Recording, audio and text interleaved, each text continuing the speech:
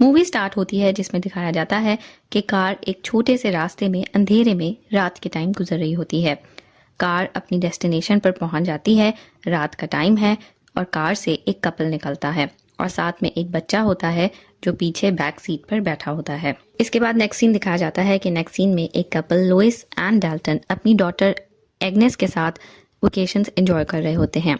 Vacations में वो Italy गए होते हैं जहाँ पर वो अपनी वेकेशंस पूल साइड पर एंजॉय कर रहे होते हैं और वहाँ पर उन्हें एक बहुत ही लाइवली कपल नजर आता है और उस लाइवली कपल को देखकर डाल्टन काफी इम्प्रेस होते हुए उनसे दिखाई देते हैं। उस लाइवली कपल का एक बेटा भी होता है। पैडी क्यारा अपने बेटे एंड के साथ इटली में ही वेकेशंस मनाने आए होते हैं। एग्नेस जो कि लोइस और डाल्टन की बेटी होती है, उसके पास हमेशा एक रैबिट होता है और उसका नाम उसने हॉपी रखा होता है। वो रैबिट उसके पास इसलिए होता है कि उसको काफ़ी एंजाइटी प्रॉब्लम्स है और उस रैबिट के बगैर वो रह नहीं सकती और उसके फादर डाल्टन इस बात को लेकर उससे काफ़ी चिढ़ते भी हैं और वो चाहते हैं कि उसकी 11 साल की जो बेटी है अब वो इस हॉपी से अपना पीछा छुड़ा ले और किसी न किसी तरह वो इंडिपेंडेंट हो जाए।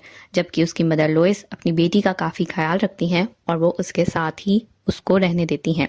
एग्नेस और उसके पेरेंट्स इटली में ही रोम कर रहे होते हैं कि एग्नेस अपने पेरेंट्स को बताती है कि उसका हॉपी नहीं मिल रहा है और वो कहीं गुम गया है, जिस पर एग्नेस को एंजाइटी अटैक होने लगता है। उसकी मदर उसको काम डाउन करने की कोशिश करती हैं और उसके फादर डाल्टन को कहा जाता है कि वो जाकर वो हॉपी ढूंढ कर लाएं।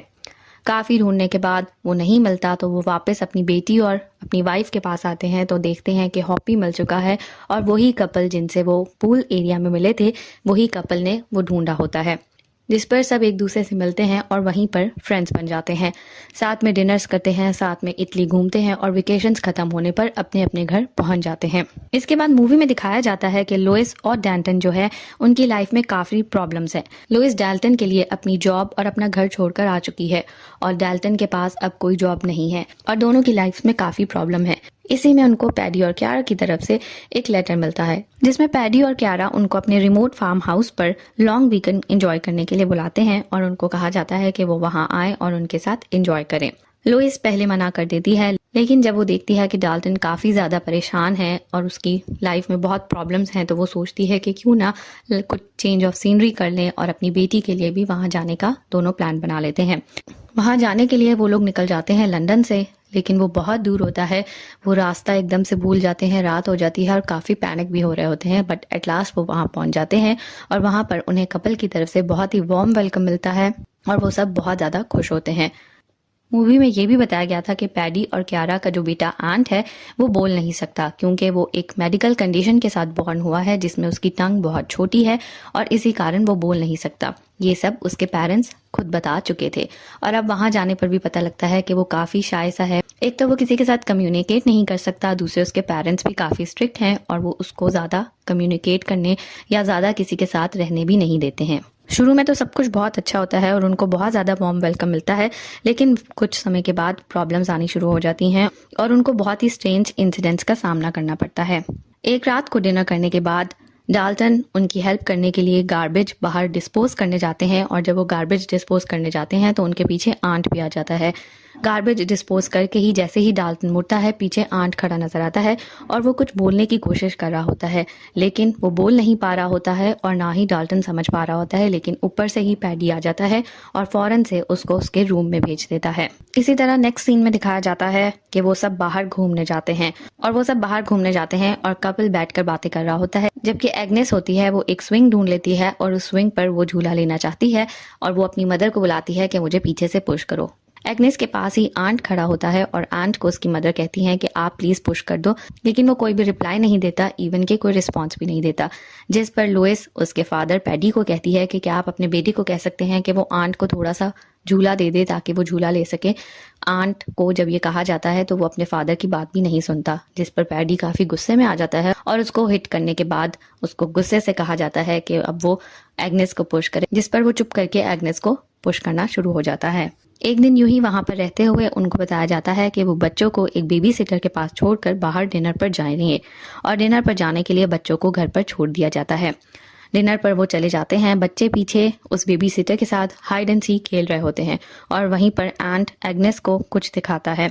एंट अपने फादर के कमरे में एक ड्रॉर खोलता है और उस ड्रॉर में पैडी की बहुत सारी वॉचेस होती हैं, एक पूरी वॉच कलेक्शन होती है।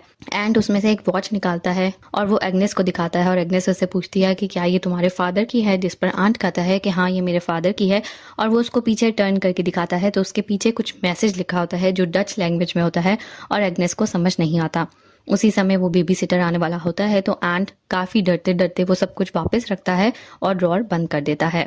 वहाँ डिनर पर भी पैडी और क्यारा कुछ ऐसी हरकतें करते हैं जिससे लोइस और डाल्टन काफी ज्यादा अनकंफर्टेबल फील करते हैं और इसी सब को लेकर वो दोनों चाहते हैं कि अब वो वहां से वापस चले जाएं।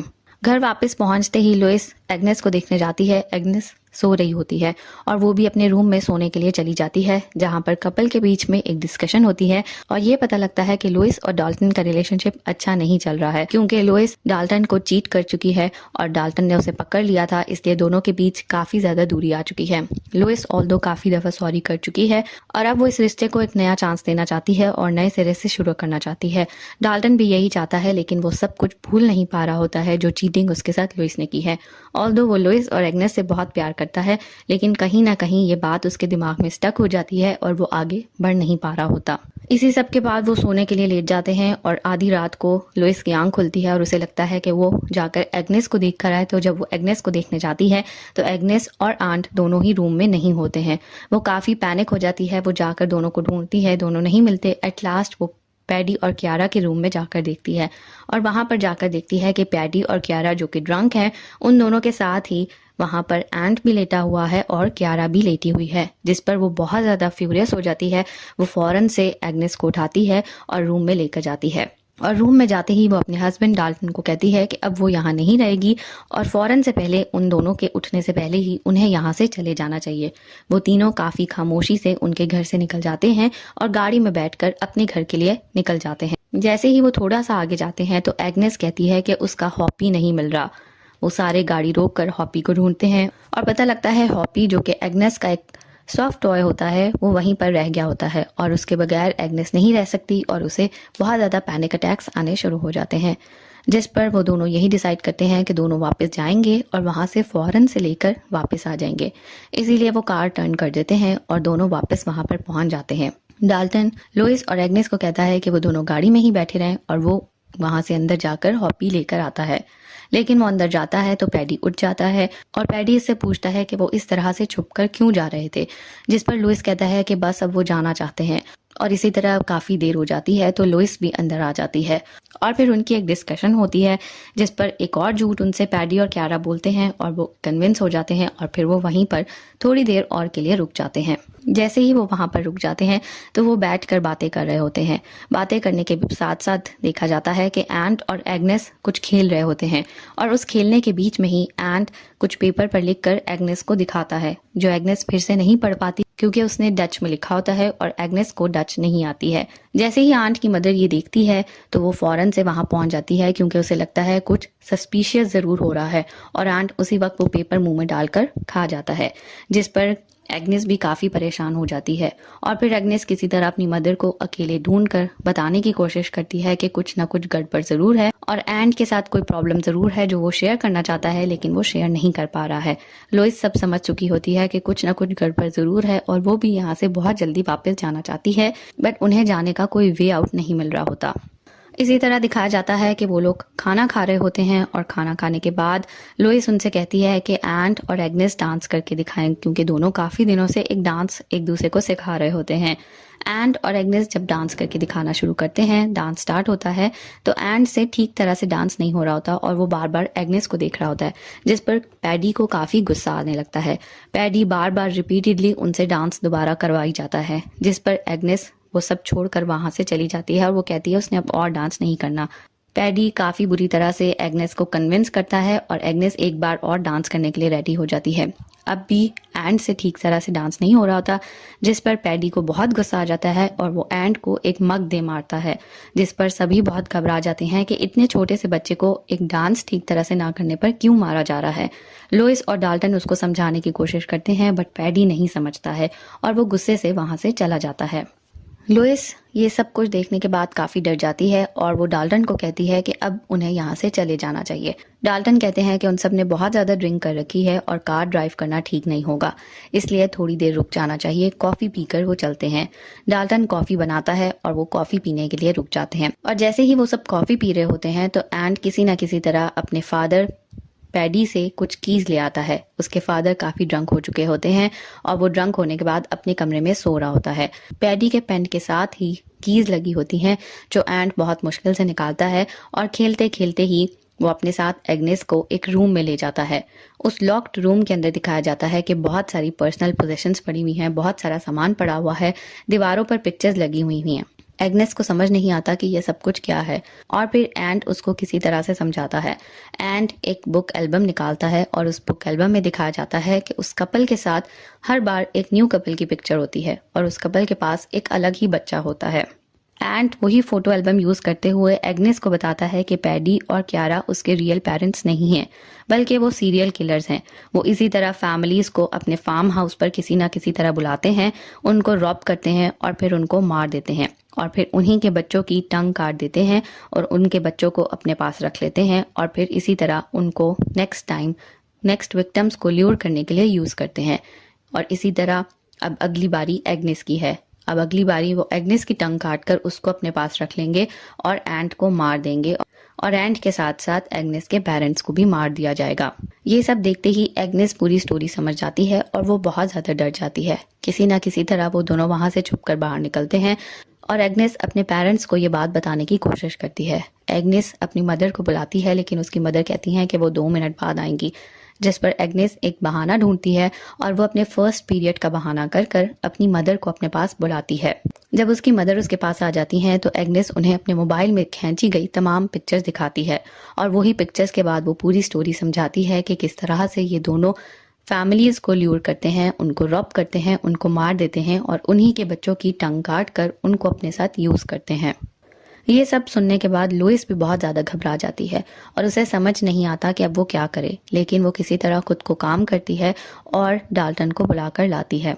डाल्टन को जैसे ही वो बुलाती है तो पैडी और क्यारा को शक हो जाता है कि कुछ ना कुछ प्रॉब्लम जरूर चल रही है और ये सब देखते हुए वो लोग भी सोचने लगते हैं कि अब इस फैमिली को किस तरह से यहाँ पर रोका जाए। लुइस डाल्टन को सारी स्टोरी बताती है, उसको पिक्चर्स दिखाती है और वो तीनों कहते हैं कि अब वो वहां से चले जाएंगे।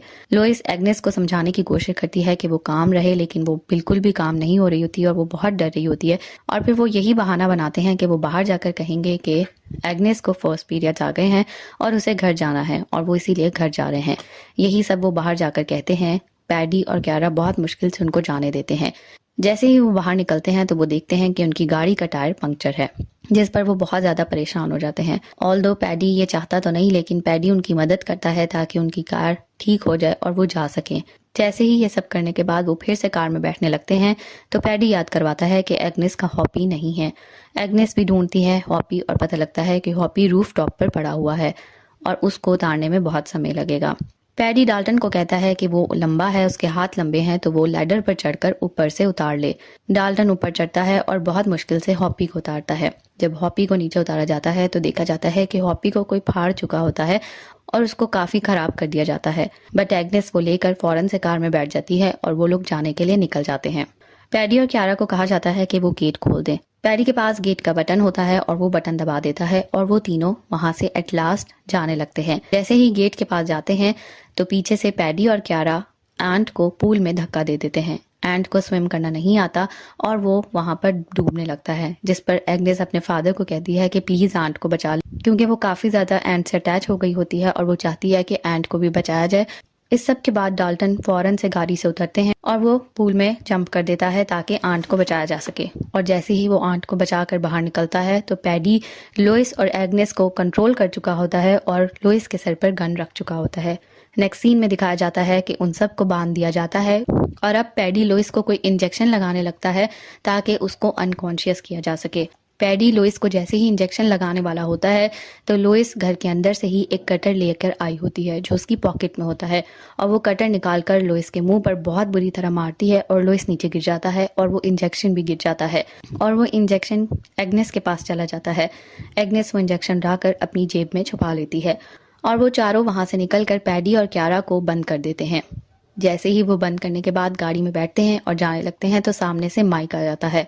माइक पैडी और क्यारा का पार्टनर होता है और वो भी उनके साथ इस क्राइम में शामिल होता है। माइक ये देखता है कि ये फैमिली भाग रही है तो वह फौरन से गन शूट स्टार्ट कर देता है।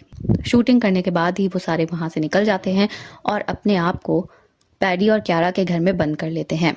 माइक निकलते साथ ही पैडी और क्यारा को अनलॉक करता है और उनको बाहर निकालता है और अब वो तीनों सोचते हैं कि किस तरह से इस फैमिली को खत्म किया जाए। माइक को कहा जाता है कि वो रूफ के ऊपर से अंदर जाए और जाकर उन तीनों को मारे। माइक रूफ के ऊपर से जा रहा होता है, लुइस भी ऊपर जाता है और जाकर माइक को मार देता है। लुइस दोनों बच्चों को कबर्ड में छुपा देती है और वो पैडी के आने पर उस पर एसिड फेंक देती है, जिस पर पैडी की हालत काफी खराब हो जाती है और क्यारा पैडी के ऊपर पानी डालने लगती है और वो सब बाहर निकल जाते हैं। जैसे ही बाहर निकल रहे होते हैं तो क्यारा भी आ जाती है और क्यारा भी उनके साथ लैडर से नीचे उतरने लगती है और उसी वक्त वो स्लिप होती है और नीचे गिरकर उसी वक्त उसकी डेथ हो जाती है। सबको मारने के बाद फाइनली वो जाने ही लगते हैं तो पैडी आ जाता है और पैडी फौरन एग्नेस को पकड़कर उसके ऊपर गन रख देता है। पैडी कहता है कि उन्होंने क्यारा को मार दिया और अब वो एग्नेस को अपने पास रखेगा क्योंकि उसे किसी ना किसी की ज़रूरत है अपना ख्याल रखने के लिए और अब एग्नेस उसका ख्याल रखेगी। लुइस काफ़ी घबरा जाती है लेकिन एग्नेस की जेब में वो इंजेक्शन होता है और एग्नेस वो इंजेक्शन पैडी को लगा देती है। जैसे ही इंजेक्शन लगाती है पैडी उसी वक्त नीचे गिर जाता है और अब वो सब भागने लगते हैं। इसी समय आंट को दिखाया जाता है कि उसे एक मेंटल ब्रेकडाउन आता है और वो ब्रेक उठाकर पैडी को मार देता है, जिसने उसके फादर को भी इसी तरह से मारा होता है।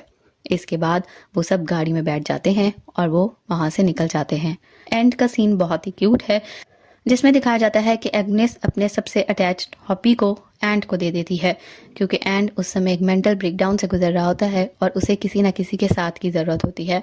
वो हॉपी लेकर एंड काफ़ी कंफर्टेबल दिखाई देता है और वो उस हैप्पी को लेकर चुप करके रोता हुआ दिखाई देता है और एट लास्ट पूरी फैमिली वहाँ से ठीक ठाक बच निकलने में कामयाब हो जाती है।